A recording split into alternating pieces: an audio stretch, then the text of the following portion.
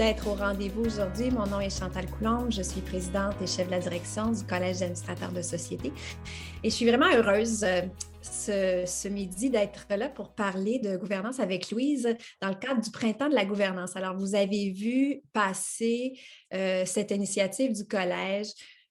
On pensait que presque un an après le début de cette fameuse crise, il était peut-être le temps de se mettre un temps d'arrêt pour réfléchir à ce qui allait rester des apprentissages. Plusieurs organisations ont commencé à le faire, d'autres y réfléchissent.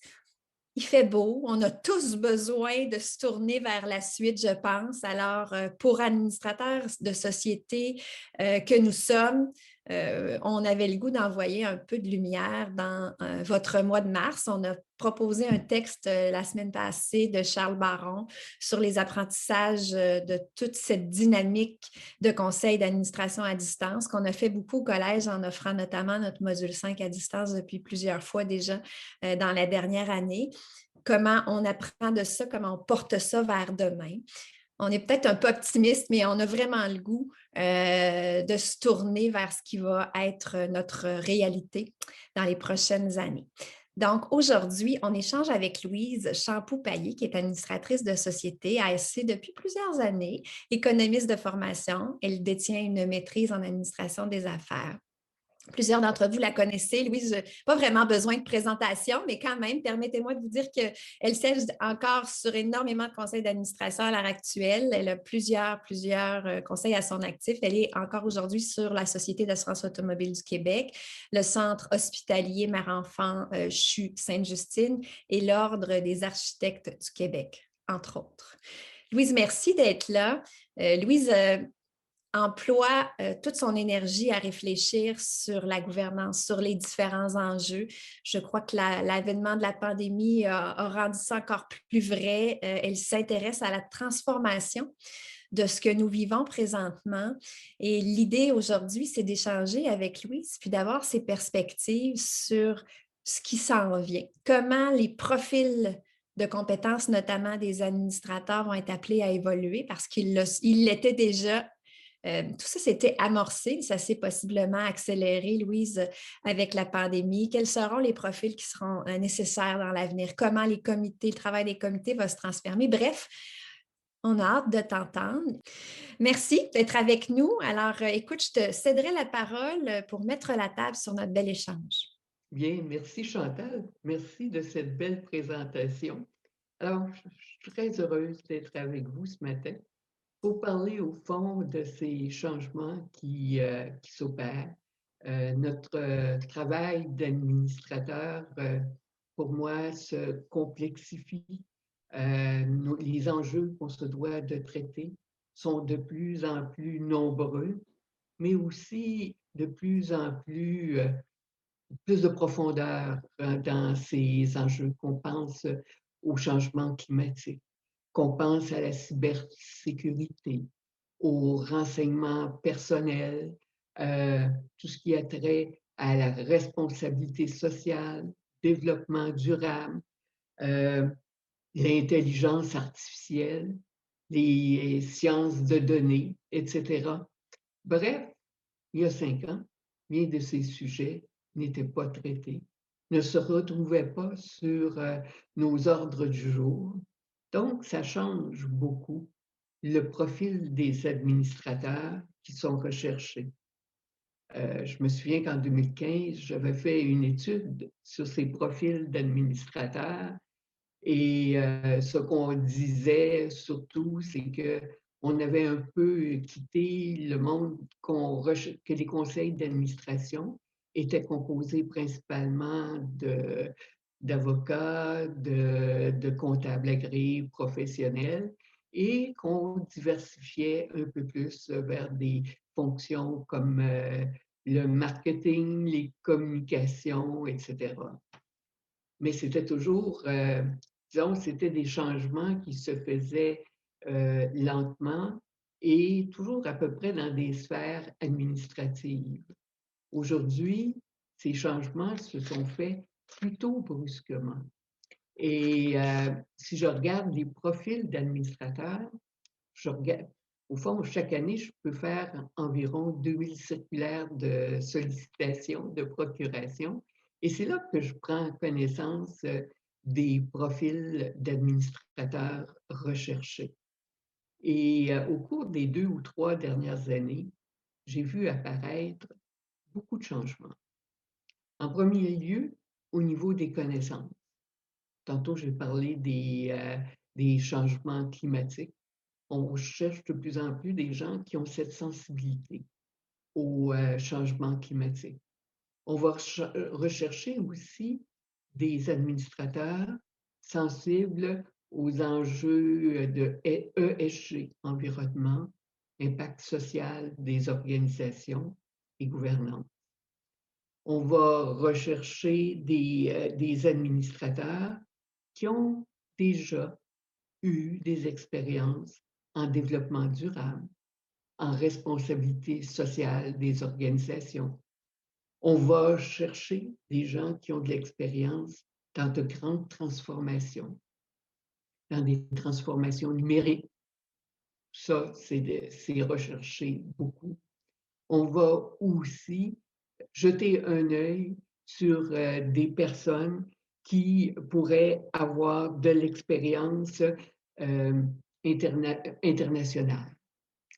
Bien sûr qu'avec le virtuel, l'acquisition de ces connaissances internationales, c'est possiblement plus simple, mais ce qu'on recherche, au fond, c'est cette connaissance de marché extérieur, mais aussi de personnes qui doivent vivre des enjeux différents ou qui ont des formations différentes.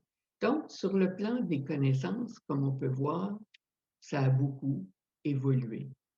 On a aussi, sur le plan des expériences que ça a changé. On va chercher des personnes qui ont de l'expérience dans la gestion des parties prenantes. On en entend beaucoup parler. Les parties prenantes, ça fait partie du vécu des administrateurs aujourd'hui. On va aussi chercher dans le domaine des expériences, des gens qui ont déjà vécu l'implantation de programmes de diversité, équité, inclusion. Ça fait partie de l'ADN des nouvelles organisations. D'autre part, sur le plan démographique, on va chercher plus de multigénérationnel. Alors, on retrouve de plus en plus des gens qui sont plus jeunes, les moins de 50 ans, moins de 40 ans. Et si je prends mon expérience au niveau de la Société d'assurance automobile du Québec ou à l'Ordre des architectes, on a la présence d'au moins une personne de moins de 35 ans qui participe à nos conseils et qui nous apporte la vision des plus jeunes au sein de l'organisation. Donc, sur le plan aussi démographique, on assiste à l'apparition, la venue de nouveaux administrateurs. On assiste aussi à la venue de nouveaux administrateurs sur le plan ethnique. Pour moi, ça apporte une grande différence au sein de nos conseils et ça nous apporte une connaissance qui nous manquait lorsqu'on est des gens semblables qui se réunissent. Et on a, bien entendu, on a une pensée peut-être un peu pareille. Alors, avec la venue des nouvelles des personnes qui nous proviennent d'autres ethnies, ça élargit nos horizons. Donc, ce qu'on voit, c'est quand même des changements profonds qui s'opèrent dans la composition des conseils. Et pour faire face à ça, dans notre travail d'administrateur, et je dirais de participation à des comités de gouvernance ou de direction de comités de gouvernance, ben ça change pas mal la donne. Parce que ces changements-là, sur le plan des profils, se font à un rythme beaucoup plus rapide. Donc, nos profils d'administrateurs qui, peut-être, il y a quelques années, on faisait, puis on conservait pendant une certaine période. Aujourd'hui, on ne peut plus se permettre ça. On doit les comparer aux connaissances puis aux compétences qu'on a besoin pour prendre les meilleures décisions. Et ces compétences puis ces connaissances, comme on a vu, ça change rapidement. Donc, le comité de gouvernance et le conseil doivent reviser fréquemment ces profils de compétences. On doit aussi, en tant que membre de comité de gouvernance ou de conseil d'administration, avoir une sensibilité plus grande aux formations continues que nos administrateurs se doivent d'avoir. Or, ces formations continues sur les nouveaux sujets dont j'ai fait mention, on les identifie souvent grâce à l'évaluation du fonctionnement du conseil, l'évaluation des administrateurs, leurs besoins. Alors, ça rend encore beaucoup plus important cet exercice d'évaluation du fonctionnement de manière à ce qu'on puisse recenser ses besoins et développer des programmes de formation qui sont en conséquence. Toujours dans notre travail de gouvernance, on doit accueillir des nouveaux administrateurs.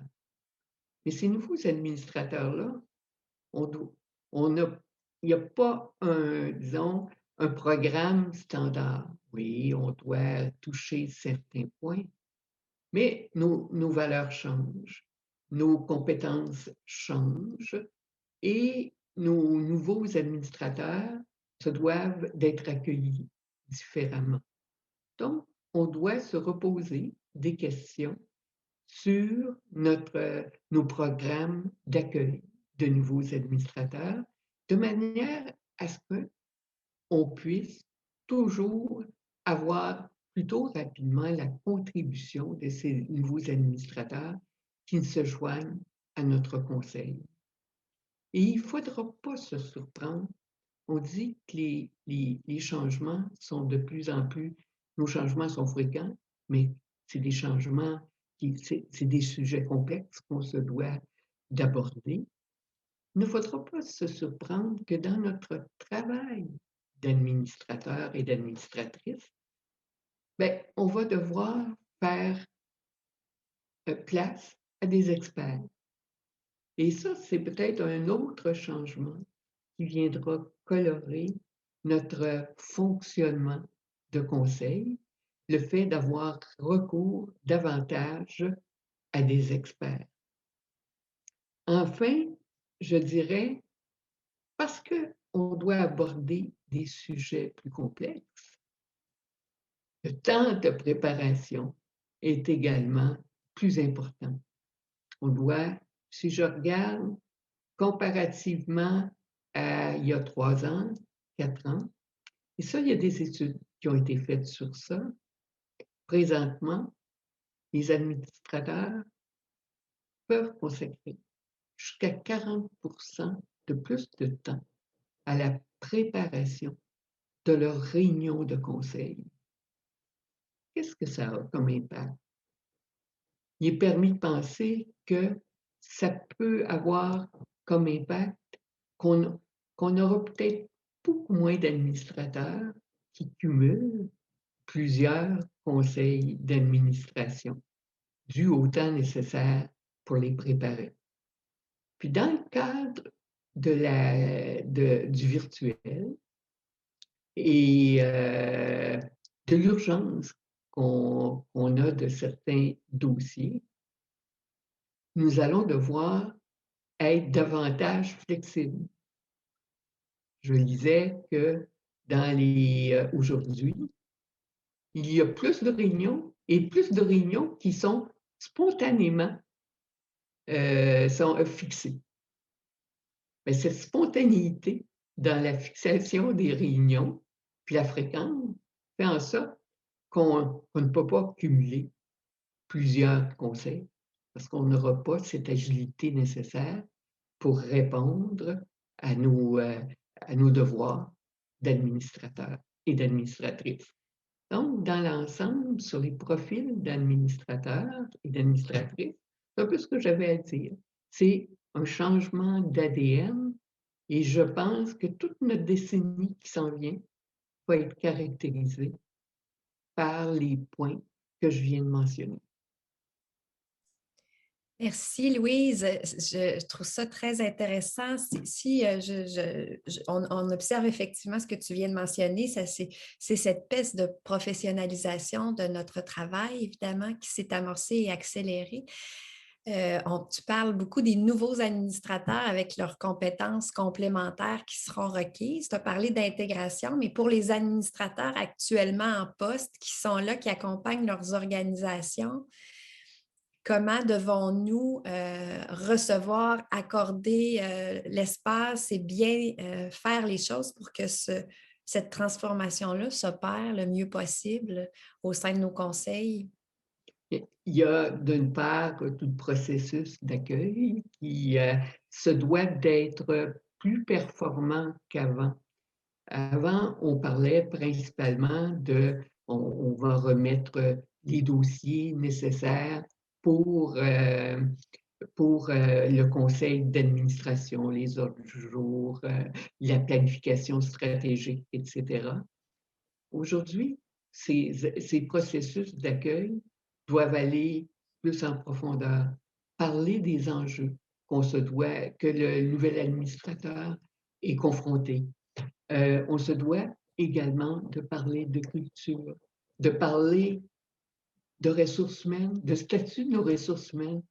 Depuis 15 ans que je suis dans le milieu des comités de gouvernance et dans l'élaboration de processus d'accueil, je vous dirais que le principal enjeu que j'ai été confronté jusqu'à maintenant, je vais vous parler du nouveau, mais le principal, c'était d'inclure des jeunes administrateurs au sein du conseil d'administration, de leur parler de culture d'un conseil d'administration, de l'importance de bien se préparer, mais aussi de poser des questions. Et aujourd'hui, dans certains conseils auprès desquels je siège, je fais parler des critères ESG. Je vais parler de notre planification, de notre plan de développement durable. Je vais parler de responsabilité sociale. Donc, l'envergure des sujets font en sorte qu'on se doit d'aborder, disons, l'accueil est plus, disons, le processus d'accueil est plus long et plus profond. Et face à nos administrateurs également, bien, j'ai parlé des évaluations de fonctionnement du conseil. Ça, pour moi, euh, c'était rendu depuis les dernières années comme un exercice de on check the box, si on peut s'exprimer ainsi. Mais aujourd'hui, on ne peut plus se permettre d'avoir cette approche face au processus d'évaluation. Donc, peut-être qu'on doit, ça va en faire sourciller plusieurs, peut-être qu'on se doit de les faire peut-être une année, c'est peut-être des fois dans des crises ou dans des moments de changement fréquents. Peut-être ça peut se faire d'une autre façon et à un rythme qui nous permet d'avoir davantage d'informations. Mais il faut que ces processus-là soient vraiment des processus qui nous permettent d'avoir tout le temps dans notre conseil, mais aussi comme relève, d'avoir tous les talents nécessaires pour jouer vraiment notre rôle d'administrateur. Et ça, pour moi, c'est un grand enjeu. Tant pour, tant pour ceux qu'on accueille que pour ceux qui sont déjà là et la succession. Effectivement, parce que ceux qui sont déjà là ont aussi cette obligation-là de continuer à développer les compétences requises et à mettre leurs connaissances à jour. Il y a quelqu'un, Louise, qui nous pose la question suivante. Euh, Qu'est-ce qu'on fait quand il n'y a pas de limite de durée ou de quantité de mandats, puis qu'on a donc moins d'espace pour aller chercher des nouvelles compétences qui vont venir bonifier les discussions autour de la table? C'est une grande question parce que je lisais récemment le rapport de Spencer Stewart sur l'évolution des conseils d'administration au Canada. Et il y a encore il y a beaucoup de conseils qui n'ont pas adopté de politique n'ont pas adopté de politique de limite de mandat. Mm. Mais récemment, je voyais que l'organisme de réglementation des marchés avait fait une étude sur la question et disait qu'un rythme adéquat pour renouveler des conseils, c'était 10 ans. C'est-à-dire qu'on suggérait qu'après une période de 10 ans, on avait pu faire le tour le tour de de notre terrain et qu'il était bon de penser toujours à renouveler le conseil. Je pense que qu'est-ce qu'on peut faire dans ces cas-là? Il y a pas grand moyen, comment c'est structuré, mais dans l'évaluation du conseil, le président qui rencontre généralement après chaque évaluation du conseil chacun des membres pour leur faire part de de son appréciation, peut-être aussi de l'appréciation des pairs. Peut-être un temps de, de passer des messages francs auprès de l'administrateur qui n'ont pas rafraîchi leurs connaissances, ne participent pas au programme de formation continue, pour les inviter à davantage de formation, mais de semer la graine qu'il pourrait être intéressant qu'ils quittent leur fonction pour laisser la place à des plus jeunes. Et à des plus jeunes ou à des gens qui ont de l'expérience dans d'autres domaines qui sont plus pertinents pour la stratégie de l'organisation. Et ça, je pense qu'un administrateur, une administratrice, nous sommes là pour le mieux-être, pour la société dans son ensemble, pour l'entreprise. L'administrateur qui a à cœur son entreprise et qui constate que face à la stratégie qui a été mise en place, il se retrouve au sein du conseil qu'on n'a pas toute l'expertise donnée.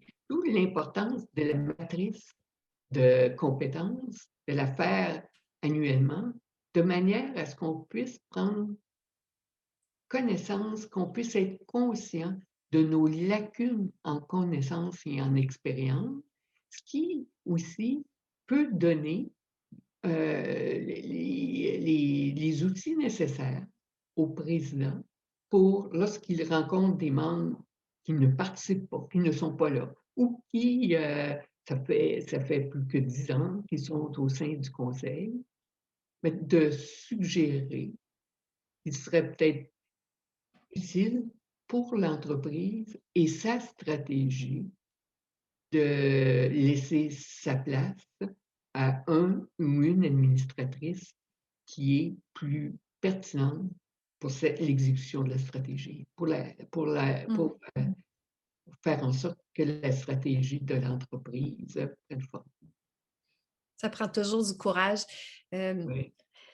Louise, dans le fond, nos organisations vivent des transformations, alors nos conseils doivent se transformer ultimement pour être capable de les accompagner. C'est de ça dont on parle. Tu as parlé de comité de gouvernance sur lequel tu as été, cette transformation de culture-là, cette nécessité d'être plus proche d'une bienveillance constante à l'égard non seulement des employés, des ressources internes, mais de toutes les parties prenantes.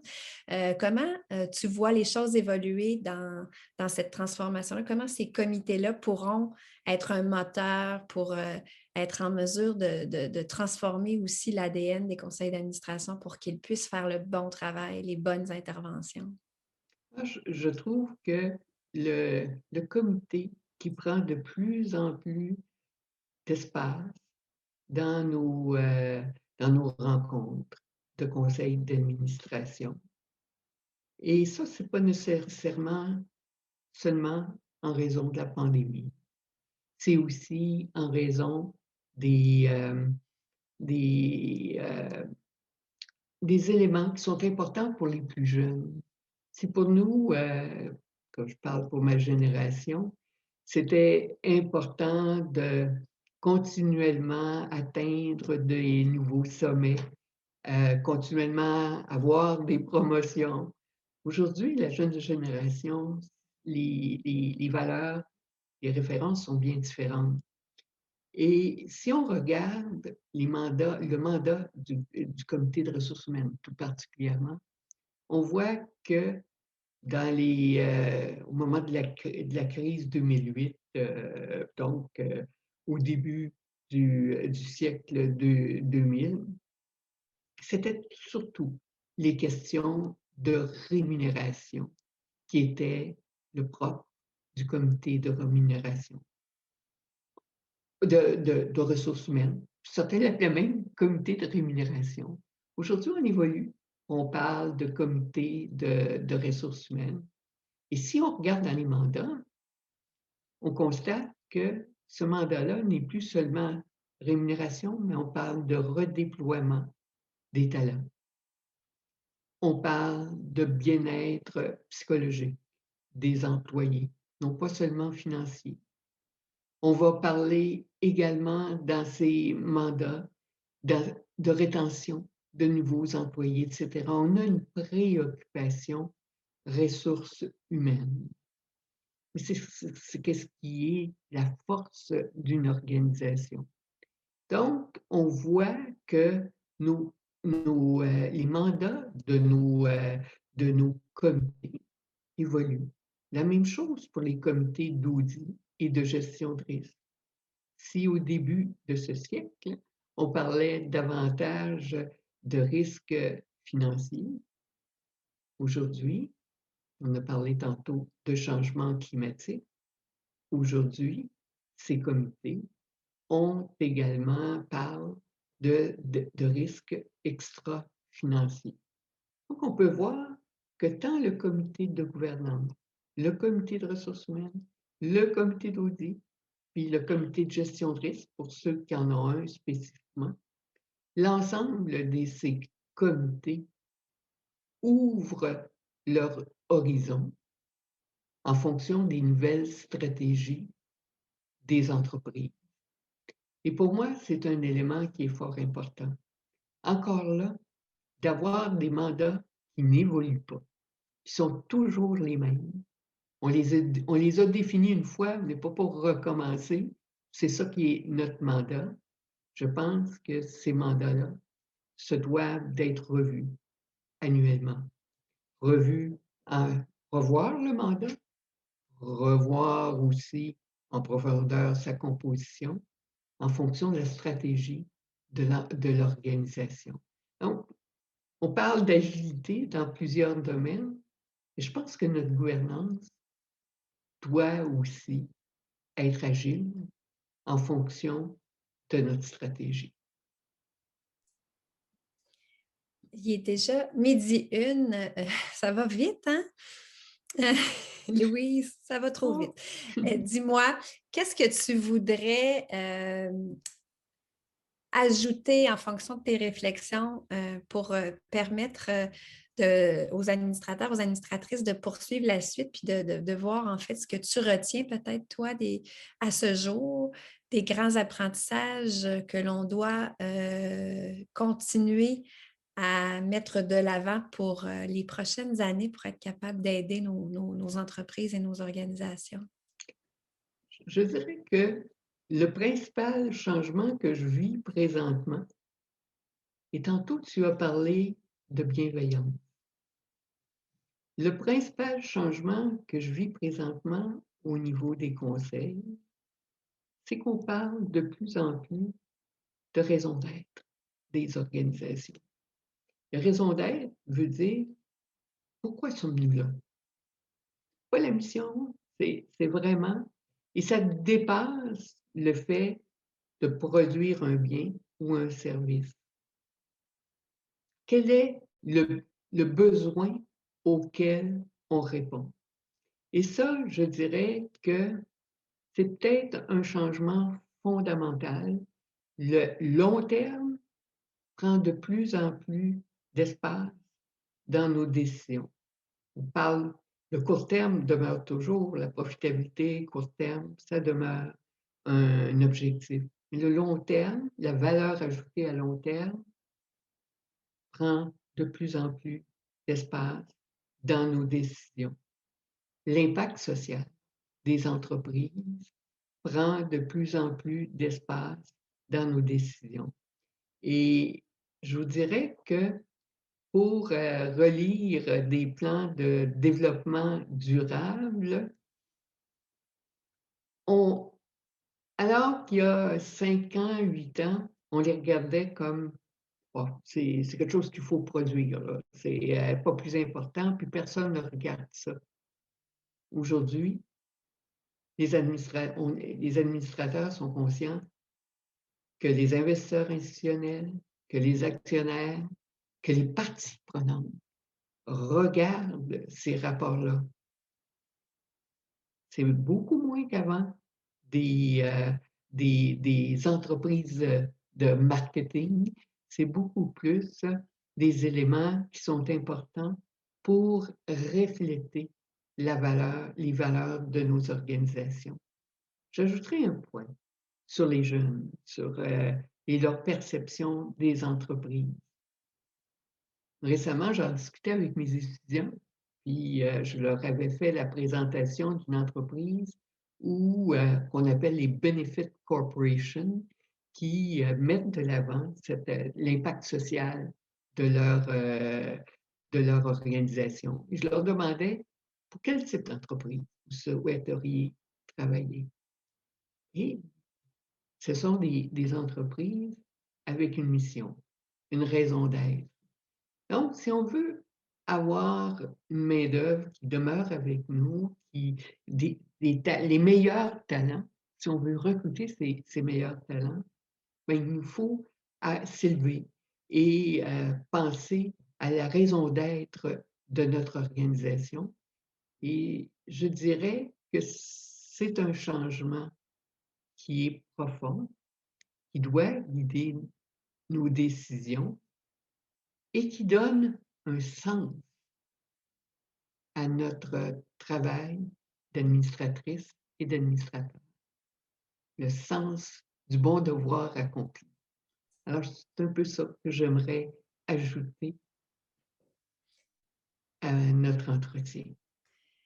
C'est vraiment intéressant. Louise, j'ai envie de te poser une question. Dans toutes tes lectures, ce que tu observes, est-ce que tu aurais justement un champion à nous donner? Puis là, je te pose cette question-là à brûle pour point. On n'en avait pas discuté avant, mais dans les lectures des rapports ou des organisations qui n'étaient pas nécessairement là il y a 4-5 ans, mais qui s'y sont attardées. Puis que tu dis, ah, ça, c'est un champion pour qu'on puisse s'en inspirer, parce que parfois, c'est vraiment intéressant de pouvoir regarder comment qu'on travaille concrètement.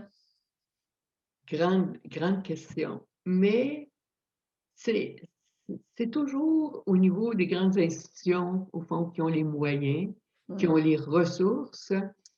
Les grandes institutions financières sont celles qui pavent la voie. Et la majorité de ces grandes institutions financières se sont dotées de raisons d'être. Alors, ça serait intéressant pour celles et ceux qui s'intéressent à la question.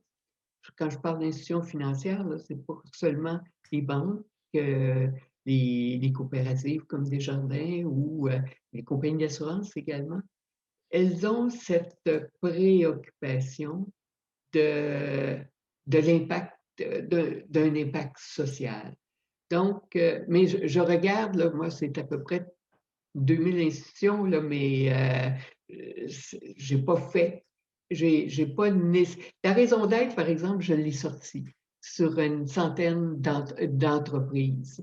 Alors, je dirais que je ne voudrais pas n'en nommer une en particulier, mais dans les grandes organisations, parce qu'on a les moyens, puis parce qu'aussi, peut-être, on a cette pression des parties prenantes. Parce qu'on intègre aussi les parties prenantes peut-être davantage dans notre gouvernance, en ayant une gouvernance plus attentive à ces préoccupations d'enjeux environnementaux, les changements climatiques. On développe cette sensibilité à avoir cette raison d'être. Donc, ce serait peut-être là que je regarderais plus attentivement, mais j'ai une liste si les gens veulent Non, mais je pense que c'est déjà effectivement une très bonne piste parce que, comme tu dis, il y a des gens qui l'ont mis sur un mur, leur raison d'être, mais l'incarner, c'est autre chose. Puis l'ADN du conseil d'administration qui va devoir, elle, le transformer. Et c'est une raison d'être qui, je dois mentionner quand je lis, est développée non pas seulement par la haute direction, mais suite à une consultation de l'ensemble des employés. Donc, ça fait en sorte que tous et toutes adhèrent à cette raison d'être. Donc, c'est une transformation qui s'opère progressivement en ayant l'engagement de tous pour la pérennité de l'organisation. Donc, c'est un mouvement qui, pour moi, mérite d'être souligné.